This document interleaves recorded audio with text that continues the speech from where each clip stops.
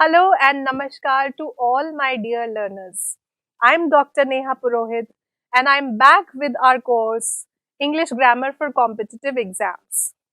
आपने जब भी कभी कोई ग्रामर की बुक खोली होगी तो आपने देखा होगा कई बुक्स में फर्स्ट टॉपिक होता है the sentence. Forget about grammar books. Every day when you wake up, you talk to people or you read a newspaper और जब आप अपने काम काज में जाते हैं तो ऐसी कई चीजें होती हैं जो आपको पढ़नी होती हैं, आपको लोगों से बात करनी होती है. What do you think we include in that? Isn't it the sentence? We use a lot of sentences in our day-to-day lives. So आज हम इस टॉपिक को अपने ग्रामर के पर्सपेक्टिव से समझने वाले हैं. We are going to look from the very basic what is a sentence. ऐसे बहुत सारे टर्मिनोलॉजीज हैं जो आपने सुनी होंगी, phrases, clauses, types of sentences, kinds of sentences. इन सब की वैल्यू आपके कॉम्पिटिटिव एग्जाम्स में क्या है वो भी मैं आपको बताऊंगी, बट एक ओवरऑल स्ट्रक्चर भी अपने दिमाग में रखिए that grammar always relates to your life. So when you understand your tenses well, your sentences well, you will see that it's going to benefit you in all respects. So चलिए चालू करते हैं. What all do we have today? Look at these sentences. आपके सामने एक table है जो दो पार्ट्स में डिवाइडेड है. The first part is subject and the second part that you see is predicate. So grammar में सेंटेंस को दो पार्ट्स में डिवाइड कर दिया जाता है which is the broader division. एक पार्ट कहलाता है सब्जेक्ट, दूसरा पार्ट कहलाता है predicate. Subject is the doer जो कोई एक्शन कर रहा है या जिसके बारे में बात की जा रही है. और अगर आप यहाँ देखें तो जहां से वर्ब चालू हो रहा है वो वाला पार्ट कहलाता है आपका predicate. But it is not just about words. यहाँ पे कुछ और इंफॉर्मेशन भी है, जैसे under the table, in the party, celebrated with Joy, so on and so fourth. क्या हम इन पार्ट्स को भी क्लासिफाई कर सकते हैं? जी बिल्कुल कर सकते हैं. So let's see from detail, from basics, what is a sentence. जब भी आप कोई ग्रामर की बुक खोलेंगे, आप सेंटेंस की डेफिनेशन तलाशेंगे तो आपको एक लाइन मिलती है, a sentence is a group of words that gives us a complete idea. A sentence is a group of words that gives us a complete meaning. मेरी पुरानी ग्रामर की बुक्स में भी मैंने यही पढ़ा था. When I was in school, sentence की हम डेफिनेशन याद कर लेते थे. But anything that gives us a meaning, can we call it a sentence? For example, Johnny Johnny yes papa. So यहाँ पे मुझे मीनिंग समझ में आ रहा है कि जॉनी है, पापा है, जॉनी और पापा के बीच में कुछ बात चल रही है. Papa is asking some question, Johnny is saying yes. Meaning तो मिल गया. क्या हम इसे सेंटेंस बोलेंगे? तो आपके ग्रामरियंस बोलेंगे no, it is not a sentence. तो ऐसी कौन सी चीज है जो सेंटेंस को सेंटेंस बनाती है? Look at the second point. A sentence is called a sentence only when it has two important things, subject and a finite verb. Finite verb क्या होता है? जिसके हम फॉर्म्स चेंज करते हैं, जैसे ईट का ईटिंग हो गया, एट हो गया. उसी के अगेंस्ट नॉन फाइनाइट वर्ब्स होते हैं, जैसे हमने टू लगाया, सो टू ईट. अब इस टू ईट का हम टू ईटिंग नहीं कर सकते, सो वो नॉन फाइनाइट वर्ब्स है. ओके, सो मोटे तौर पे एक सेंटेंस में अगर सब्जेक्ट है और एक वर्ब है तो ही वो सेंटेंस कहलाएगा. और interestingly there can be as shorter sentences as birds fly. बहुत छोटा है, दो ही शब्द है, फिर भी ये सेंटेंस है. Why? Because there is subject and there is verb. तो आगे से ध्यान रखिए, सेंटेंस क्या है जिसमें सब्जेक्ट आया और वर्ब आया. A sentence begins with a capital letter and ends with a full stop. Well, I have seen a lot of adult learners, even the advanced learners, doing this mistake, all courtesy to the language that we are using on WhatsApp and online sources, कि capital letter से sentence start नहीं कर रहे. ये गलती है. So you have to use a capital letter and after the sentence is over you have to apply a full stop. ये आपके punctuation mark में बहुत important है. So देखते हैं क्या examples है हमारे पास sentences के. He is a man of great honor. He subject है, ये verb है और उसके अलावा extra information आ गई. So this can be called a sentence.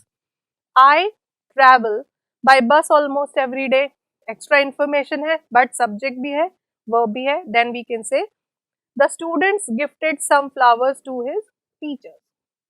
So all these are the examples of sentences. In fact ये जो छोटे छोटे आपके सामने दिख रहे हैं ये भी सेंटेंसेस को क्वालिफाई करते हैं. They are qualified to be called as sentences. जब आप सेंटेंसेस पढ़ चुके हैं तो आपने देखा होगा कि कुछ एक्स्ट्रा इंफॉर्मेशन आ रही है. और ये जो वर्ड है फ्रेजेस, ये आपने भी कई बार सुना होगा. So what do we mean by phrases, ये समझना जरूरी है. Because in this course we are doing things from the basic. कई बार क्या होता है कि बेसिक नॉलेज को साइड में करके हम सोचते हैं ये याद कर लें, इसकी प्रैक्टिस कर लें, पर जब तक नींव मजबूत नहीं होगी आगे की बिल्डिंग कैसे खड़ी होगी.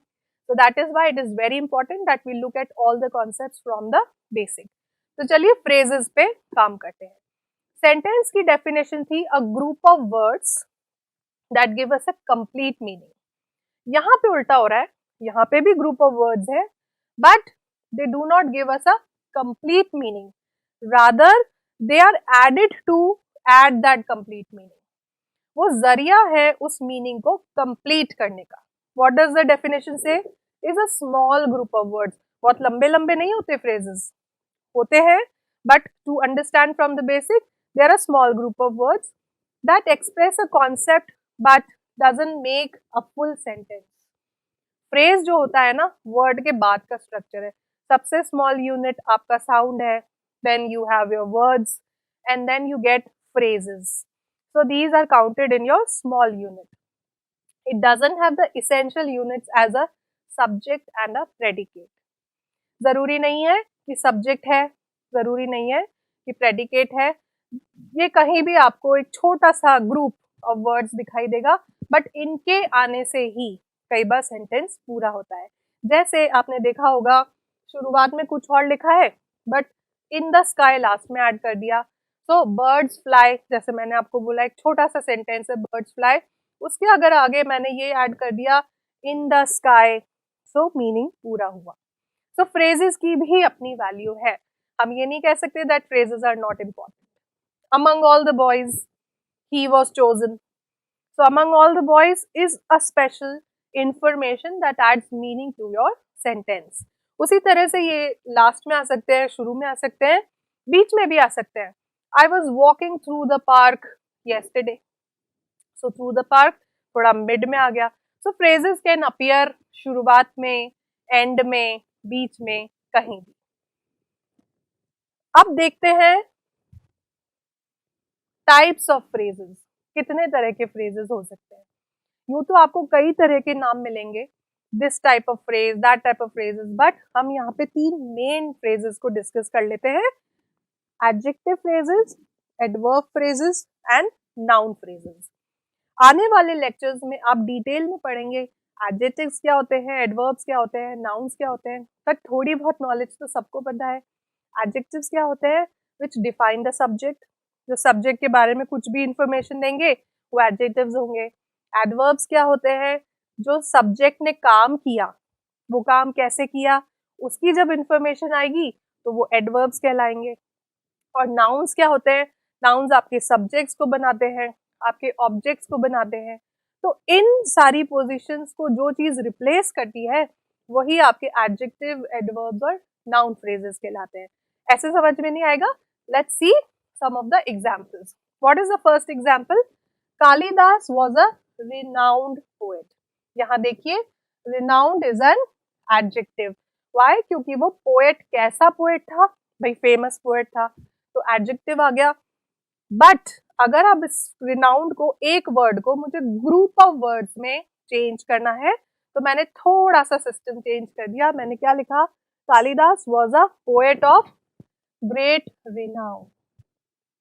तो एक सिंपल वर्ड को फ्रेज में तब्दील किया। अगर आपके सामने ये सेंटेंस आए, Kalidas was a poet of great renown, और आपसे पूछा जाए identify the phrase and label it, पहले आप फ्रेज को पहचानिए और फिर आप देखें कि ये कौन सा फ्रेज है, तो आप क्या जवाब देंगे? आपको साफ पता चल गया ग्रुप ऑफ वर्ड्स है जिनकी अपनी कोई इंडिविजुअल एग्जिस्टेंस नहीं है, ये सिर्फ वर्ब सब्जेक्ट को और मीनिंग दे रहे हैं। तो ये हम आराम से समझ रहे हैं। और ये फंक्शन क्या कर रहे हैं? जो भी सब्जेक्ट मौजूद है उसके बारे में हमें डिटेल्स दे रहे हैं। तो ये कौन से फ्रेजेस कहलाए? These phrases are called adjective phrases. एक और एग्जांपल देखिए, he bought a Japanese bike.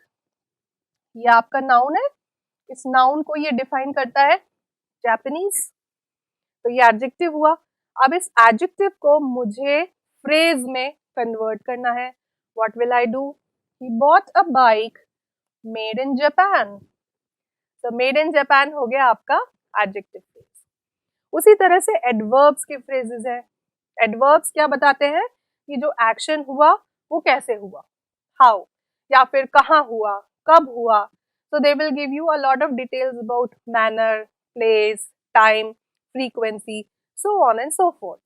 So she spoke angrily. What was the manner in which she spoke? Angrily. तो अब इस एक सिंगल वर्ड को मुझे फ्रेज में कन्वर्ट करना है। What will I say? She spoke in an angry manner. Collection of words conveying the same idea, and that is why it is called adverb phrase. एक और एग्जाम्पल देखते हैं, he explained the matter patiently. यहाँ पे ये adverb है। अब इसी को जब मैंने एडवर्ब फ्रेज में कन्वर्ट किया तो क्या हुआ? with patience. He explained the matter with patience. Noun phrases जो होते हैं, नाउन फ्रेजेस का क्या फंक्शन होता है? या तो वो सब्जेक्ट की जगह आएंगे या वो ऑब्जेक्ट की जगह आएंगे। तो वो आंसर देते हैं व्हाट, हु, इन चीजों का। सो यहाँ पे है I bought a loaf of bread. Loaf of bread मतलब पूरी ब्रेड, स्लाइस नहीं, पूरा लोफ। सो आई बॉट, अगर मैं आपसे पूछूं what did I buy, I bought what, इस व्हाट का जो आंसर होगा वो आपको ऑब्जेक्ट कहलाया। सो इस वजह से ये नाउन की जगह आ गया, and that is why, because it is a collection of words, it is called a noun phrase. एक और एग्जांपल देखिए, the white snow covered the field. Question बन सकता है what covered the field. Answer आया, अगर खाली स्नो है तो ये नाउन कहलाएगा, बट क्योंकि ये नाउन फ्रेज है, ये सब्जेक्ट है, इसमें और भी वर्ड्स जुड़े हुए हैं, the white snow. So I hope by the end of this slide, you have understood the difference between a sentence and a phrase. A sentence is a collection of words जहाँ पे हमें meaning complete मिलता है. Phrases is a collection of words which do not have independent meaning, but they are very important to add complete meaning. Phrases के बिना पूरा complete meaning नहीं आएगा, right? अब इसके बाद एक और टर्मिनोलॉजी आएगी, क्लॉजेस।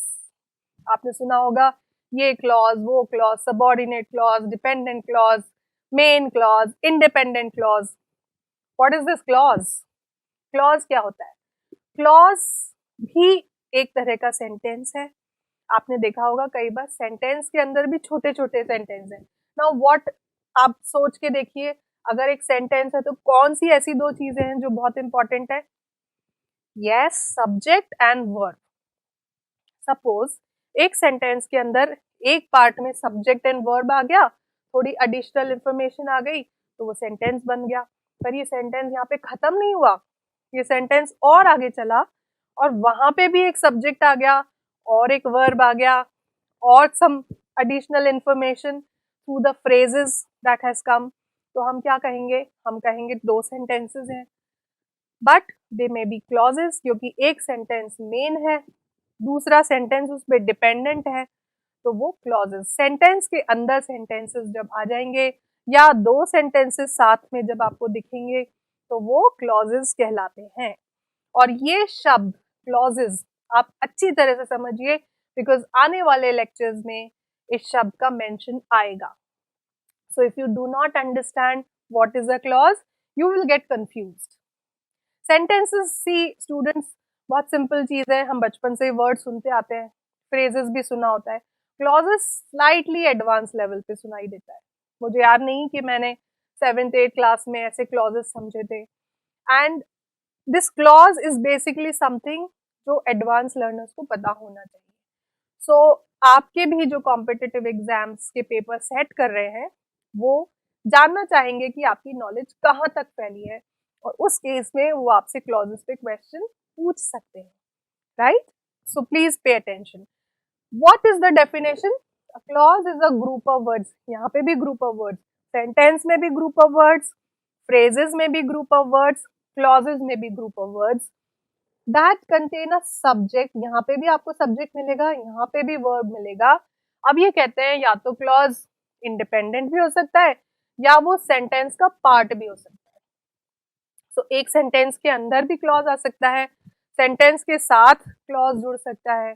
तो इसके अलग अलग फंक्शन होते हैं जो हम देखने वाले हैं. एग्जाम्पल्स, शो मी और प्रोजेक्ट. अब यहाँ देखिए, शो मी, यहाँ पे सब्जेक्ट हिडन है, यू शो मी. तो यू लिखा नहीं, बस ऑर्डर दे रहे हैं क्योंकि. सो शो मी, शो मी और प्रोजेक्ट अपने आप में एक सेंटेंस है. वाई? बिकॉज अगर हम इसे समझे, यू शो मी और प्रोजेक्ट, तो सब्जेक्ट है, वर्ब है. फिर एक चीज आई व्हेन. इस व्हेन को हमने यहाँ जोड़ा, यू गेट टाइम. तो यू भी सब्जेक्ट आ गया, गेट वर्ब आ गया, तो ये भी एक सेंटेंस बन गया. बट इस सेंटेंस ने पिछले वाले को पूरा किया. तो जिस तरह से फ्रेजेस आपके सेंटेंसेस को एक्स्ट्रा मीनिंग दे रहे हैं, आपके क्लॉजेस भी आपके सेंटेंसेस को एक्स्ट्रा मीनिंग दे रहे हैं, पूरा कर रहे हैं. सेकेंड एग्जाम्पल देखिए, let's buy a house. Let's buy a house that gets the maximum sunlight. So that gets, the house that gets the maximum, subject common हो गया बट वर्ब तो है. ऐसा भी हो सकता है एक ही सब्जेक्ट दोनों की जगह अप्लाई हो रहा है, तो it becomes a clause. He lost weight, he subject, lost verb, weight sentence हो गया. व्हेन लगाने के बाद हमने थोड़ी इंफॉर्मेशन और ऐड कर दी, ही स्टॉप्ड ईटिंग चॉकलेट. अब इन सेंटेंसेस को अगर आप अकेले पढ़ेंगे, फॉर एग्जाम्पल शो मी और प्रोजेक्ट, तो लगेगा कि I am asking for your project. But मैं कह रही हूँ जब आपके पास टाइम हो. So there is some extra information, okay? There is some extra meaning. Let's buy a house, suggestion है, but एक condition भी है, that gets the maximum sunlight. So I've added one condition. इस condition के तौर पे मैंने एक extra information, एक extra demand लोगों के सामने रख दी. So clauses का यही function है. Clauses are sentences. They may be mini sentences. They may be parallel sentences. तो जब भी कभी आपके सामने ये क्वेश्चन आए, आइडेंटिफाई द क्लॉजेस, तो आपको क्या करना है, दिमाग में सोचना है, ज्यादा टेंशन लेने की जरूरत नहीं है, मुझे सिर्फ सेंटेंसेस के अंदर सेंटेंसेस तलाशने हैं. Very simple. सो क्लॉजेस यहाँ पे पूरे होते हैं. इनके भी कुछ टाइप्स होते हैं. Okay, all clauses are categorized as one of the following. कुछ क्लॉजेस इंडिपेंडेंट क्लॉज होते हैं, मतलब वो अपने बूते पे खड़े रह सकते हैं. They can stand alone. Okay, जय ईट्स एग्स, ये सेंटेंस है, ये क्लॉज भी है, क्योंकि हर सेंटेंस को क्लॉज भी बोला जा सकता है, क्लॉज को सेंटेंस भी बोला जा सकता है. All cars stop at the red light, ये इंडिपेंडेंट है. व्हाई? बिकॉज इसके आगे और कोई इंफॉर्मेशन हमने ऐड नहीं की और ये किसी पे डिपेंडेंट नहीं है, कंप्लीट मीनिंग डिराइव हो रहा है. Now the second one can be a dependent clause. A dependent clause, जैसे नाम से ही पता चल रहा है, a dependent clause is something that has a subject and a verb, but इसका function क्या है? The function is supporting. It is supporting the sentence. शायद आपके सेंटेंस को पूरा होने में कुछ और चीज की जरूरत है, वो आपका डिपेंडेंट क्लॉज पूरा करेगा. हाउ? एग्जाम्पल देखते हैं. He has made a lot of success. ये एक स्टेटमेंट है, अगर हम यहीं रुक जाएं तो ये एक स्टेटमेंट खत्म हो गया. बट मुझे क्योंकि और इंफॉर्मेशन ऐड करनी है, मैंने लगाया येट और बोला ही इज हम्बल।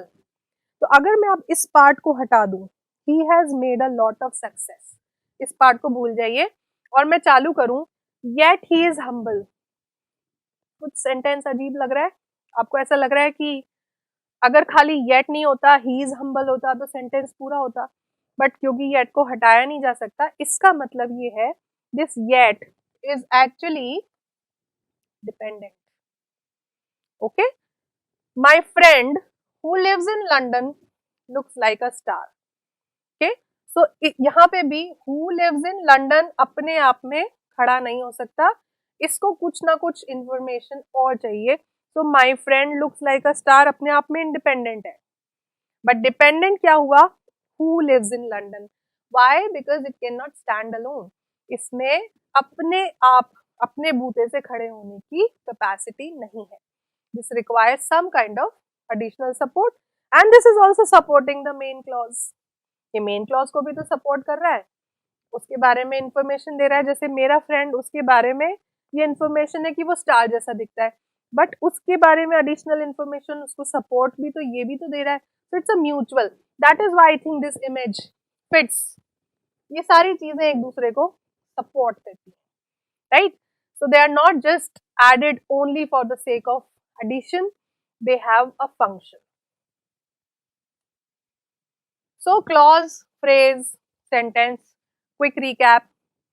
Clause क्या होता है? A clause is a group of words that function as a part of sentence. हम clause को बोलेंगे sentence के अंदर sentence आया क्योंकि subject है, verb है, तो वो clause कहलाएगा, right?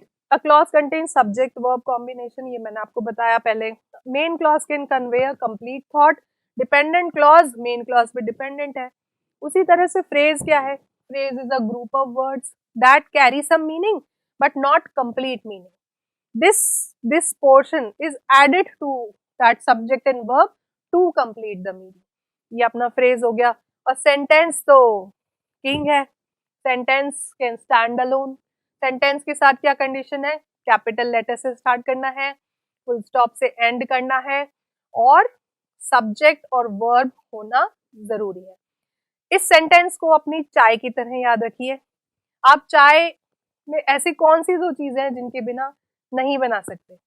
दूध नहीं है चलेगा, चीनी नहीं है चलेगी, बट पानी और चाय की पत्ती होना बहुत जरूरी है. तो ये पानी और चाय की पत्ती आपके सब्जेक्ट और वर्ब है जिनके बिना आपकी चाय नहीं बन सकती. So I hope this example will help you. Now the topic of this video is sentence on the basis of purpose. Sentence के पर्पस क्या होते हैं? देखिए, सेंटेंसेस को दो तरह से क्लासिफाई किया जाता है. The first part is sentences on the basis of meaning या purpose. The second one is sentences on the meaning of on the basis of structure. ये स्ट्रक्चर वाली चीज I am going to cover in the next video because I know that there will be a lot of information overload. बहुत ज्यादा information हो जाएगी, आप लोग confuse हो जाएंगे. That your teachers never want. तो आज का वीडियो में हम सिर्फ और सिर्फ पर्पस को डिस्कस करेंगे. 4 तरह के सेंटेंसेस आपको दिखाई देते हैं. सबसे पहला होता है डेक्लेरेटिव. इस डेक्लेरेटिव को बहुत जगह असर्टिव भी कहा गया है. पर्पस क्या है इसका? Make a statement. I am recording a lecture, you will learn from this video. Statement है, सिंपल. क्या करना है? फुल स्टॉप लगाना है जब ये खत्म हो जाए, कैपिटल लेटर से स्टार्ट करना है. एंड एग्जाम्पल क्या है? We are all learners. So we are all learners simple statement है, simple piece of information. Second होता है इंटेरोगेटिव सेंटेंसेस, जो कुछ क्वेश्चन मांगते हैं. Now questions can be simple yes no questions. Are you hungry? आप जवाब दोगे yes I am hungry, no I am not hungry. Okay, so questions can be of 2 types. WH questions, who is hungry? ज्यादा कुछ information चाहिए तो who लगा दिया. You are hungry, so what do you want to eat? फिर और आपसे ज्यादा इंफॉर्मेशन मांगी. या सिर्फ yes no वाले क्वेश्चन है, are you hungry, are you happy? Okay, third type. Okay, इसमें क्या हम कर रहे हैं? क्वेश्चन पूछ रहे हैं, एंड में हम क्वेश्चन मार्क लगा रहे हैं. A question without a question mark may not be considered a question. Please remember, अगर कॉम्पिटिटिव एग्जाम्स में ऐसे क्वेश्चन आ गए पंक्चुएट द फॉलोइंग, कि सब जगह सही सही पंक्चुएशन मार्क लगाइए। तो क्या करना होगा, क्वेश्चन दिखेगा तो क्वेश्चन मार्क लगाना होगा। जैसे what do you learn, question mark. तीसरी बात आती है इम्पेरेटिव सेंटेंसेस। इम्पेरेटिव सेंटेंसेस वो होते हैं जहाँ पे हम कुछ ऑर्डर दे रहे हैं या रिक्वेस्ट कर रहे हैं या किसी से कुछ करने के लिए कह रहे हैं। इस तरह के सेंटेंसेस में सब्जेक्ट इम्प्लाइड हो सकता है। जैसे मैं बोलूं गेट लॉस्ट, तो सब्जेक्ट जो है ना वो छुपा हुआ है। मैं बोल रही हूँ you get lost, not you, you stay here. So subject can be hidden here. Okay, to give commands और make request etcetera etcetera, full stop आ सकता है लास्ट में, या फिर एक्सक्लेमेटरी मार्क भी आ सकता है, कुछ इस तरह का, कुछ इस तरह का मार्क जो होता है that is an exclamatory mark. Never stop learning, मैंने आपको सलाह दे दी। Okay, it's not an order but a suggestion, never stop learning. और लास्ट वाला जो पर्पस होता है सेंटेंस बोलने का, वो होता है एक्सक्लेमेटरी। ऐसा कई बार होता है दैट हमने कोई अच्छी चीज देखी और अचानक से मुंह से निकला ओ वाओ। तो ये जो ओ वाओ निकला या oh no, alas, this is sudden outburst of feelings. अचानक से हम लोग जब अपनी फीलिंग्स को कुछ वर्ड्स दे देते हैं, उस तरह के इन सेंटेंसेस के फॉर्म्स अलग होते हैं। They do not follow that subject verb वाला पैटर्न, कि कैसा भी पैटर्न फॉलो कर लेते हैं। एक्सक्लेमेटरी मार्क इनके एंड में लगता है। और example, how well do we learn, exclaim किया, wow what a beautiful flower, wow what a nice lecture. So all these are exclamatory sentences, और आपके सेंटेंसेस ये चार मीनिंग कन्वे करते हैं। So next time when you read, next time when you speak, or next time when you listen to others, try and find out what kind of meaning is being derived. कौन सा meaning निकल रहा है? Is it a sentence? Is it a phrase? Is it a clause? There will be some exercises attached with this video. All learners are requested to go through it. इसके अलावा भी आपको बहुत सारी प्रैक्टिस करनी है, because you are going to go for competitive exams. So by that time, till that time, thank you and happy learning. This is your Neha ma'am signing off. Goodbye. See you in the next video.